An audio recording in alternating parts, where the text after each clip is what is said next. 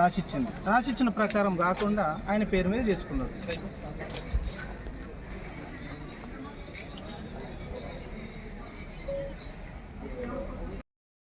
అయితే మాది ఎన్ఆర్ఎము, మా తాతల ముత్తాతల భూములు ఉండే. అయితే 70-80 సంవత్సరాల నుంచి మా తాతలే ఆ భూమి చేసుకొని బతుకుతున్నారు. వాళ్ళు దానం ఇచ్చారు. మా తాతలు వాళ్ళ ఇంటి ముంగల పనిచేస్తే, కర్ణం వాళ్ళ ఇంటి ముంగల పనిచేస్తే. అయితే ఏమైందంటే మా నాన్న వాళ్ళకి ఏం తెలియదు, టేనిన్స్ ఉన్నది. ఆ టేనిన్స్ పట్టుకొని ఇదే భూమి పాస్బుక్ అని అనుకున్నారు. అని ఆ భూమి అట్టనే కబ్జాలో ఉంటూ పంట పెట్టుకుంటూ తింటూ ఉంటున్నారు. అయితే మా ఈ 2-3 నెలల కింద ఏమైందంటే ఆ భూమిని వచ్చేసి వేరే వాళ్ళు, మా ఊరి సర్పంచ్, మాజీ సర్పంచ్ భర్త దశరథ గౌడ్, ఆయన పట్ట చేసుకున్నాడు. ఇట్లా పట్ట చేసుకున్నాడు అని మేము పోయి ఎంక్వైరీ చేస్తే ఎంఆర్ఓ సార్ అంటున్నాడు, చేసుకున్నాడు, అయిపోయింది, మీ ఇష్టం, మీరేం చేసుకున్నది ఉంటే అది చేసుకో, మాకేం సంబంధం, మీరు మీ వాళ్ళు వచ్చి సంతకాలు పెట్టిండ్రు, చేసుకున్నాడు అని చెప్తున్నారు. అయితే మాకు ఇప్పుడు ఏంటంటే మాకు ఎటువంటి ఆధారం లేదు, అదే పొలం చేసుకొని బతుకుతున్నాము. అయితే మా భూమి మాకు ఇప్పియాలని మేము కోరుతున్నాం టీడీఎం. నా పేరు అశోక్ అండి. నేను చదువుకున్న వ్యక్తిని. హైదరాబాద్లో చిన్న ఉద్యోగం చేసుకుంటూ ఉంటున్నాము. మా తాత ముత్తాతల భూమి కర్ణముల్లది. అప్పుడు మా తాతలకు దానం ఇచ్చినారు ఇంటి ముంగట పనిచేసినందుకు. అదే భూమిని మా తాతోళ్ళు, తర్వాత మా నాయనోళ్ళు, ఇప్పుడు మేము కూడా ప్రస్తుతం చేస్తున్నాం. ఇప్పుడు కూడా పంట పెట్టడానికి రెడీగా దున్నిపెట్టినాం. అయితే అది టెనెంట్ కాగితంతో మేము చేసుకుంటున్నాం.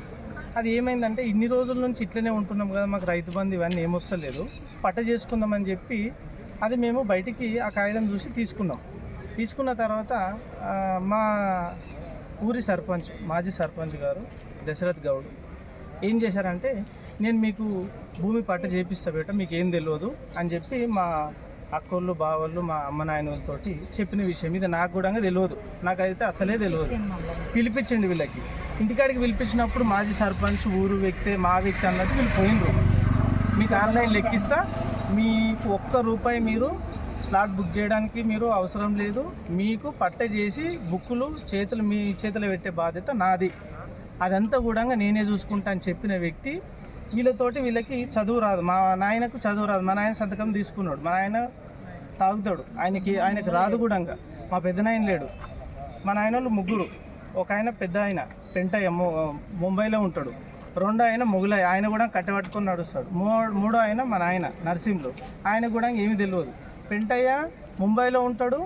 ఆయన పేరు ఆయన పేపర్లో రాసుకున్నాడు. ఆయన అక్కడ ఉంటాడు, ఈయన సంతకం చేసినట్టు రాసుకున్నాడు. ఈ డాక్యుమెంట్ కూడా మా దగ్గర ఉన్నాయి. ఏది ఆయన రాసిచ్చింది. నేను మీకు పట్ట చేసిస్తాను, ఆన్లైన్లో చేసిస్తాను, ప్రతి ఖర్చు కూడా నేనే భరిస్తాను, మీకు బుక్కులు తెచ్చి మీ చేతిలో పెట్టే బాధ్యత నాదని చెప్పి వీళ్ళతో సంతకాలు తీసుకున్నాడు. ఆయన కూడా నాకు మంచిగా తెలిసిన వ్యక్తే, చాలా గౌరవిస్తాడు. అలాంటి వ్యక్తి కనీసం నాకు కూడా ఒక మాట చెప్పలేడు. నాకు అసలు ఈ విషయమే తెలియదు. వీళ్ళకి సరే మరి ఏమైంది సార్, మరి చేసిస్తారని మొన్న ఎంఆర్ ఆఫీస్ దగ్గరికి వెళ్ళినాము. ఆయన కూడా ఏం రెస్పాండ్ అవ్వలేడు. తర్వాత నేను వెళ్ళాను, సార్ ఇట్లా మా భూమి మరి చేసిస్తున్నారంట సార్, మరి ఏమైందని అంటే ఆయన రెస్పాండ్ అవ్వనందుకు నేనేం చేసిన, ఆన్లైన్లో చెక్ చేయించిన సర్వే నెంబర్ మీద. ఆయన కొడుకు వీడికి దశరథ్ గౌడ్, తండ్రి రాచయ్య, వీడికి ప్రమోద్ గౌడ్, తండ్రి దశరథ్ గౌడ్ అని చెప్పి ఇక్కడ పట్ట చేసుకున్నారు. అరే ఇట్లా చేసింది సార్, మీరు ఊరోళ్ళని నమ్మినాము, మాకు అదే ఆధారు, నేను చిన్న ఉద్యోగం చేసుకుంటున్నా, వీళ్ళు కూలీ చేస్తే తప్ప ఇల్లు గడవని పరిస్థితి, ఏంది సార్ అట్లా చేసిందని అంటే, నేను మీకు చేసిస్తా అని చెప్పిండు. మాకు తెలియకుండా ఆన్లైన్ చేసుకుని అమెరికాకి వెళ్ళిపోయాడు. అమెరికాకి వెళ్ళిపోతే ఫోన్ రెస్పాండ్ లేదు. సార్ ఎంఆర్ సార్ దగ్గరికి వెళ్ళాము. సార్ మీరు పట్ట చేసిస్తానని అన్నారు కదా, మరి ఆయన పేరు మీద చేశారు సార్, అది భూమి కబ్జాలో మేమున్నాము, మాకు ఇచ్చిన వాళ్ళు వేరా, మధ్యలో వచ్చిన వ్యక్తికి ఎట్లా చేస్తారు సార్ అని అంటే, నాకు కూడా తెలియదు, నేను ఎంక్వైరీ చేస్తాను, పిలిపిస్తాను అన్నాడు. ఆయన అమెరికాకి వెళ్ళి వచ్చిన తర్వాత మళ్ళీ వెళ్ళిన తర్వాత ఏమన్నాడు, నేను మాట్లాడతాను, ఆయన అమెరికాకి వెళ్ళి వచ్చినాక మాట్లాడతాను అని అన్నాడు. వచ్చిండు కదా సార్, మరి ఏమన్నా మీరు మాట్లాడతారని అడిగితే, నేనేం మాట్లాడలేను, మీరు ఏమన్నా చేసుకోండి అని తర్వాత మళ్ళీ మాట్లాడుతున్నాడు. ఎందుకు సార్, మీరే కదా పిలిపించిన మాట్లాడితేనే ఆయన యూఎస్కి వెళ్ళి వచ్చినాక అని చెప్పి అంటే, ఇప్పుడు నువ్వు ఏం చేసుకుంటావో చేసుకో, మీరు అసలు ఇక్కడ నుంచి వెళ్ళండి అని చెప్పి అక్కడ నుంచి మమ్మల్ని ఎలగొట్టాడు. అది కూడా మా దగ్గర వీడియో ఉంది.